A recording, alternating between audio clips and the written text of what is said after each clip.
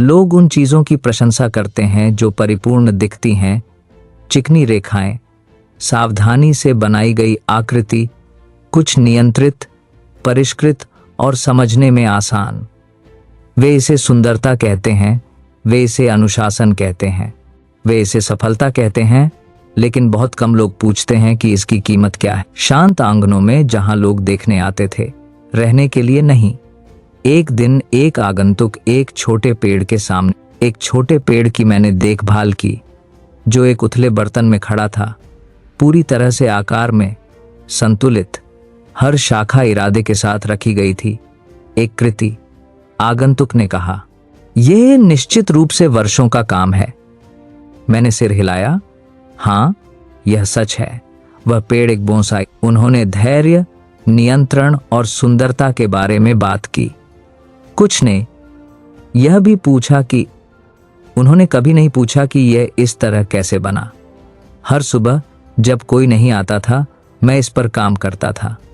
मैंने नए विकास को सावधानी से और सटीकता से काटा, बिना किसी हिचकिचाहट के। अगर कोई शाखा बहुत दूर बढ़ती थी तो मैंने उसे काट दिया।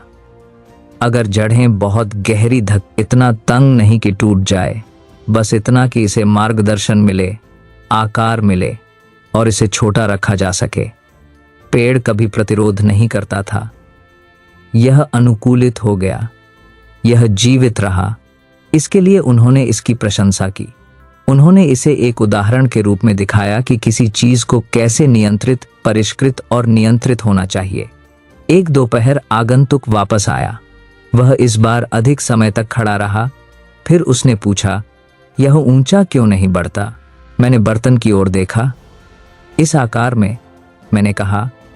वह मुस्कुराया जैसे यह उसके लिए पर्याप्त था। वर्षों बीत गए, पेड़ और अधिक मूल्यवान और अधिक प्रशंसा प्राप्त करने लगा और अधिक पूर्ण हो गया। लेकिन कुछ मेरे अंदर बदलने लगा, क्योंकि मैंने पहले पेड़ देखे थे, असली पेड़, आंगनों में नहीं, पहाड़ों में। मैंने एक मौसम में बाग छोड़ दिया और उन रास्तों से बहुत दूर यात्रा की जहां लोग आमतौर पर चलते थे। वहां की भूमि आकार में नहीं थी, कुछ भी नहीं काट। स्थान पर मैंने कुछ देखा जिसे मैं नहीं भूल सका। एक विशाल पेड़ पत्थर और हवा के बीच खड़ा था। इसका तना चौड़ा और जख्मी था, आंधियों द्वारा, पंजों द्वारा। इसकी शाखाएं परिपूर्ण रेखाओं का पालन नहीं करती थीं। वे वहां पहुंचती थीं जहां उन्हें आवश्यकता थी, न कि जहां उन्हें बताया गया था।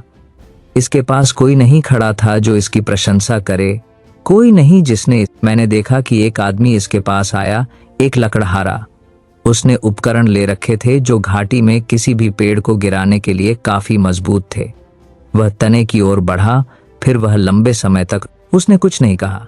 फिर धीरे धीरे उसने अपनी टोपी उतारी और पीछे हट गया। उसने पेड़ को नहीं छुआ, उसने इसे मापने की कोशिश नहीं की, उसने इसे काटने पर विचार भी नहीं किया। वह क्षण था जब मैंने कुछ समझा जो मैंने छोटे पेड़ों को आकार देने के अपने सभी वर्षों में कभी नहीं देखा। कोई भी उस पेड़ की प्रशंसा नहीं करता था, लेकिन कोई भी इसे कम करने की हिम्मत नहीं करता था। उसके बाद मैं बाग में लौट आया। बोनसाई अभी भी वहां था। लोग अक्सर स्वीकृति की तलाश करते हैं। वे खुद को फिट करने के लिए आकार देते हैं। वे